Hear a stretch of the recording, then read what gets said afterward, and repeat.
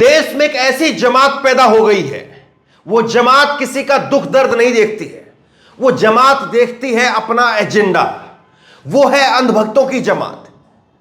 ये अंधभक्तों की जमात एक ऐसी जमात तैयार हुई है जो हर चीज में हिंदू मुस्लिम देखते हैं और अपने एजेंडे के तहत, अपने प्रॉफिट के तहत, अपने फायदे के तहत उस पर बोलते हैं या खामोशी बरतते हैं।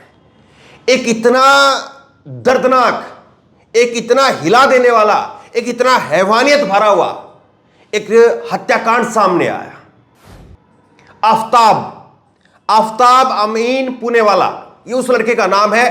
तस्वीर इस लड़की की हम ब्लर कर रहे हैं, उसका नाम भी हम नहीं बोलेंगे अपने से, लेकिन वो लड़की हिंदू थी, लड़का मुस्लिम है। और जो किया है इस लड़के ने, आफताब पुणे वाला ने, इससे ज्यादा भयानक दर्दनाक कुछ नहीं हो सकता। यह लड़का, अगर इसको आतंकी कहें तो कम है। यह आतंकवादी से भी ज्यादा क्रूर हरकत इसने की है। एक पिशाच जो होता है, पिशाच, ये पिशाच जैसी हरकत इसने की है और इसको इसी कैटेगरी में रखना चाहिए। और ये केवल ऐसा नहीं कि हमारे देश के लिए कोई आतंकी है तो उसको हम आतंकी कहें। आतंकी आतंकी होता है, पूरी दुनिया के लिए होता है। उसी तरह से ये भी एक इंसानियत को खत्म करने वाला, मोहब्बत, प्यार, प्रेम, उसको खत्म करने वाला आतंकवादी है। ये एक पिशाच है। हमको ये केवल इसी नजरिए से इसको देखना चाहिए। लेकिन अंधभक्तों की जमात इसको देख रही है कि देखिए ये आफताब नाम है इसका, ये मुसलमान है और ये लड़की जो है ये हिंदू थी और ये लव जिहाद है। कहानियां इसके तर्क में दी जा रही हैं कि देखिए ये जो लड़की है, इसके पिता मना कर रहे थे कि इस लड़के के साथ में मत जाओ, लेकिन वो लड़की फिर भी चली गई और उसके बाद में देखिए इसने तो जिहाद कर दिया। ये लव जिहाद हो गया। मैं कई सारे ऐसे मामले हैं, कई सारे ऐसे मुद्दे हैं जो इसी तरह के दर्दनाक, इसी तरह से हैवानियत भरे हुए जो मसले थे वो हुए और वो मसले सामने आए और उसमें हिंदू हिंदू भी थे, मुस्लिम मुस्लिम भी थे। लेकिन ऐसा समय, ऐसा दौर हमने नहीं देखा था कि किसी के दर्द के ऊपर, किसी की मौत के ऊपर भी हम जा करके अपना एजेंडा तलाश करने लग जाए। बहुत सारे लोग कह रहे थे कि देखिए आफताब आ गया है, अब धर्मेंद्र नहीं बोलेगा, अब मैं नहीं बोलेगा। अब बहुत सारे लोग जो है वो दूसरी मेरी वीडियो में कमेंट करके मुझे गालियां दे रहे कि अब तो ये आफताब आ गया, अब तुम नहीं बोलोगे। अरे साहब छोड़ दो, छोड़ दो। हम केवल और केवल इंसानियत के साथ में, धर्म के साथ में नहीं है। मैं तो कई बार जब इस तरह की जब चीजें आती है निकल करके सामने और जब उस पर बात करने वाली बात होती है तो मैं एक ही लाइन बोलता हूं और मुझे लगता है कि उससे बड़ी लाइन कुछ और नहीं हो सकती है। धर्म तो छोड़ दीजिए, अगर ऐसी हरकत कोई आपके और हमारे परिवार में भी अगर कोई करे और हमारा कोई सगा है तो भी हमें उसके साथ नहीं खड़ा होना चाहिए। सिर्फ सीधी सीधी बात यह है, वो हिंदू है, वो मुस्लिम है, वो क्रिश्चियन है, वो सिख है, छोड़ दो इस बात को। अगर ऐसी हरकत हमारे किसी सगे खून के संबंधी ने भी की है तो उसके साथ में नहीं खड़ा होना चाहिए, क्योंकि ये दरिंदगी है, ये हैवानियत है। इसने सारी हदें पार कर दी, इसके साथ में नहीं खड़ा हुआ जा सकता। लेकिन कुछ लोग जो है वो अपना एजेंडा बढ़ा रहे हैं, कुछ जो है वो जहरीले। मैं उनका एक भी ट्वीट आपको नहीं दिखाऊंगा, क्योंकि ट्वीट करके उनको मैं फेमस नहीं करना चाहता, उनका एजेंडा कामयाब नहीं करवाना चाहता। लेकिन आप खुद देख रहे होंगे और खुद समझ रहे होंगे कि कैसे आफताब के नाम पर उस लड़की को इंसाफ दिलाने की बात नहीं हो रही है, बल्कि एक नया क्राइम खड़ा करने की बात हो रही है कि जाग जाओ हिंदुओं। ये कमाल की बात है। एक ऐसी दर्दनाक हत्या हुई है और उसके बाद में तुम और लोगों को उकसा रहे हो। कमाल की बात है। कहां से लाते हो इतनी नफरत?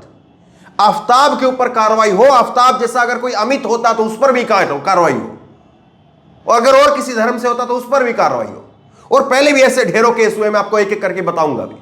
लेकिन देखिए कमाल की जमात पैदा हो गई है कि कह रही है कि देखिए साहब ये तो मुसलमान था इसलिए इसने ऐसा करना ही करना था। आपको ढेरों ऐसी मिसालें मिल जाएंगी जहां पर पिता मना करता है, बेटी जो है वो समझती है कि मेरा आगे का जो भविष्य है वो इस व्यक्ति के साथ में सुरक्षित है, उसके साथ चली जाती है, गलत हो जाता है। यूपी, बिहार, हरियाणा, पंजाब, आपको ना जाने कितनी कहानियां ऐसी देखने को मिल जाएगी। हाँ, इस लड़के ने जो किया है वो अपने आप में बहुत अलग है, हालांकि पहले भी ऐसी चीजें हुई है।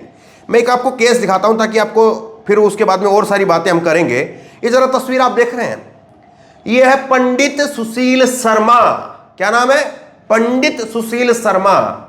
और इनकी पत्नी थी, उसका नाम भी खैर मैं नहीं बताता हूं, गूगल पर जाकर के देखिए, सारी कहानी आपको मिल जाएगी। ये जुलाई 1995 का कांड है और इसने भी अपनी पत्नी को मार दिया था, मार करके तंदूर में जला रहा था। तंदूर में उसका शव जल नहीं रहा था, इसलिए उसके ऊपर बहुत सारा घी उस तंदूर में, उस रेस्टोरेंट में से उठा करके उस पर डाल दिया। रात 11 बजे एक कांस्टेबल वहां से जा रहा था, और उसने देखा तो उससे कहा कि नहीं कुछ ऐसे ही बस जो है वो थोड़ा आग लग गई, क्योंकि वो एकदम से घी उसने डाला उसको जलाने के लिए, तो एकदम भभकी आग की निकली। कांस्टेबल उधर से गुजर रहा था, कांस्टेबल ने पूछा क्या हुआ, कांस्टेबल को कहा कि नहीं कुछ नहीं हुआ है, लेकिन कांस्टेबल को थोड़ी सी दूर और चला तो उसको इंसान का मांस जलने की बदबू आने लगी। वो दीवार फांद करके पहुंचा और फिर वो वहां से रफू चक्कर हो गए। कांस्टेबल ने उसकी अधजली लाश को वहां से निकाला और ये पूरा मामला फिर वहां से निकला। तो देखिए, वो तो कोई आफताब नहीं था, क्या वो दर्दनाक नहीं था? बिल्कुल दर्दनाक था। कैसे अपनी ही पत्नी को जो है, यहां पर भी जो है इसकी प्रेमिका थी, और इसने अपनी प्रेमिका की कैसे टुकड़े टुकड़े करके वहां पर अपने फ्रिज में रखा, परफ्यूम डालता था, ये तमाम सारी कहानियां आप पढ़ रहे हैं। लेकिन मेरा जो मकसद था यहां पर बात करने का वो ये था कि कभी भी एक आंख के बदले आंख की जो लड़ाई या सिद्धांत जो बात करते हैं, उससे समस्या का हल नहीं है। समस्या का हल इस बात से है कि हम अपने बच्चों को समझाएं, अच्छे और बुरे का फर्क उनको समझाएं, अपने परिवार के सदस्यों को समझाएं, खुद समझें, और साथ ही साथ ऐसा जो भी गलत होता है उसके साथ में खड़े हों। आज उस बेटी के लिए, उस बहन के लिए खड़े होने का वक्त है। और इन आफ्ताब जैसे जितने भी लोग हैं, जितने भी दरिंदे हैं, उनके मन में खौफ पैदा हो कि पूरा देश एक तरफ हो जाएगा, तुम्हारे साथ में कोई खड़ा नहीं होगा। ये लोग तो उल्टा फायदा पहुंचा रहे हैं। ये जितने भी जो अंधभक्तों की गैंग है जो इसको हिंदू मुसलमान का लव जिहाद का रूप दे रही है, ये आफ्ताब जैसे लोगों के लिए फायदेमंद है। उसको मालूम है कि भैया तुम्हारे को पूरी एक कम्युनिटी जो है वो ये करेगी, दूसरी कम्युनिटी के ऊपर ब्लेम किया जाएगा, और दूसरी कम्युनिटी के अंदर से कुछ छिछोरे निकलेंगे और उनके एजेंडे में फंस जाएंगे, और फिर उसके बाद में देखिए पूरा मामला सेट हो जाएगा। तुम्हारे ऊपर से ध्यान हट जाएगा, बात हो जाएगी हिंदू मुस्लिम की, और वहां पर हिंदू मुस्लिम की लड़ाई हो जाएगी, आफ्ताब शांत हो जाएगा। तो ये तो जो ये फैला रहे हैं, हिंदू मुस्लिम कर रहे हैं, ये आफ्ताब जैसे लोगों के हमदर्द हैं, उनको सजा दिलवाने वाले नहीं हैं। इस बात को आप समझिए। और इसलिए जो है मैं इस बात को कह रहा हूं ताकि आप एक खुले दिमाग से, क्योंकि कहानी तो आप पढ़ ही रहे हैं, कहानी तो आप देख ही रहे हैं अलग अलग जगह पर कि इतने टुकड़े किए, पुलिस ऐसे लेकर के गई, पुलिस वैसे लेकर के गई, यहां काटा वहां काटा, बड़ा दर्दनाक है, एकदम से रोंगटे खड़े कर देने वाला है। और मैं हर बार इस तरह के केस में कहता हूं कि जिसको ये लगे कि नहीं अपने को क्या है, या जिसको ये लगे कि उसमें हिंदू दिखता है, जिसको उसमें मुसलमान दिखता है, या कुछ और दिखता है जिसको उसमें, तो वो अपने परिवार के बारे में जरा सोच ले, फिर वो वही लाइन बोलेगा जो मैं बोल रहा हूं। एक और मैं आपको दिखाता हूं, ये देखिए इसी तरह से ये केस हुआ था, ये डीप फ्रीज का कांड हुआ था ये, और देहरादून के अंदर जो है वो पति ने पत्नी की हत्या कर दी, फिर उसके टुकड़े काट करके, ये देखिए ये मामला राजेश गुलाटी ने अपनी पत्नी अनुपमा गुलाटी की। अब देखिए ये कौन है, ये दोनों तो वही है ना, एक ही धर्म से है, ये तो कोई आफ्ताब और दूसरी कोई लड़की नहीं है। 17 अक्टूबर 2010 को निर्मम हत्या कर दी थी और उसके शव के 72 टुकड़े डीप फ्रीज में डाल दिए थे।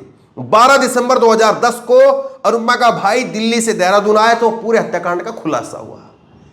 तो एक नहीं, ऐसे अनेक का मामले हैं। और ये देखिए ये आफ्ताब जो है ये पकड़ा गया, अगर ये नहीं पकड़ा जाता तो ये ऐसे ही घूम रहा होता, और न जाने कितनी जो है लोग ऐसे ही घूम रहे हैं, कितने लोगों के साथ में क्या क्या हुआ है किसी को कुछ मालूम ही नहीं है। कितने लोग जो है वो कहां कहां से गायब कर दिए जाते हैं, उनके साथ में क्या क्या करके क्या क्या किया गया होगा कुछ मालूम नहीं है। तो सवाल जो है वो मानसिकता का है, सवाल इस बात का है। और अभी कुछ रोज पहले मैंने आपको खबर दिखाई थी, किस तरह से उत्तराखंड की बेटी, उसके साथ में जघन्य अपराध हुआ था, उसका दुष्कर्म किया गया, गैंग रेप किया गया 3 दिनों तक, उसको फिर आंखों में कानों में पेचकस मार करके फोड़ दिया गया, उसके शरीर पर तेजाब डाल दिया गया, और उसके हत्यारों को सुप्रीम कोर्ट ने छोड़ दिया। किसी का खून नहीं खोला, किसी को जो है बुरा नहीं लगा। हमने आपको 4 रोज पहले खबर दिखाई थी। गलत के साथ में जो खड़ा होता है वो गलत होता है, इसमें कोई किंतु परंतु की आवश्यकता नहीं है, केवल सीधी सी इतनी सी बात है। और अपने आप से, इंसानियत से, भाईचारे से, देश से जो प्यार करता है वो ऐसे मामले में धर्म नहीं देखेगा। तो इस आफ्ताब अमीन पुणेवाला को फांसी कम से कम होनी चाहिए और जल्दी से जल्दी होनी चाहिए।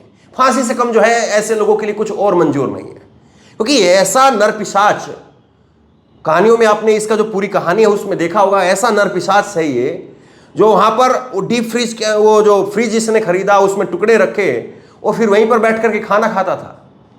और जो अब खबरें निकल करके और सामने आ रही है, और लड़कियों को बुलाता था। तो ये इंसान है क्या, जिसको ये कभी प्यार करने का दावा करता था या जब कभी प्यार करता था, चलिए गुस्से में कुछ हुआ आप दोनों के बीच में, लेकिन आप उसके बाद में इस तरह से कर रहे हो, तो उसके बाद में फिर ये सवाल उठता है कि ये इंसान ही जो है वो घटिया है, इसकी जो सोच है वही घटिया थी, ये इंसान के अंदर इंसानियत नहीं है। और ऐसे लोगों के साथ में कोई हमदर्दी नहीं होनी चाहिए। इस वीडियो को खूब शेयर कीजिए ताकि ऐसे लोगों का जो पूरा एजेंडा है वो एक्सपोज हो, समाज के अंदर, देश के अंदर एक सही संदेश जाए, सब लोग चौकन्ने हो और सही को सही कहें, गलत को गलत कहें। इस वीडियो को खूब शेयर कीजिए और इसी तरह तमाम खबरों के लिए ऑनलाइन न्यूज़ इंडिया को सब्सक्राइब कीजिए। धन्यवाद। इस खबर को अभी लाइक करें, शेयर करें, अभी चैनल को सब्सक्राइब करें और घंटी जरूर दबाएं।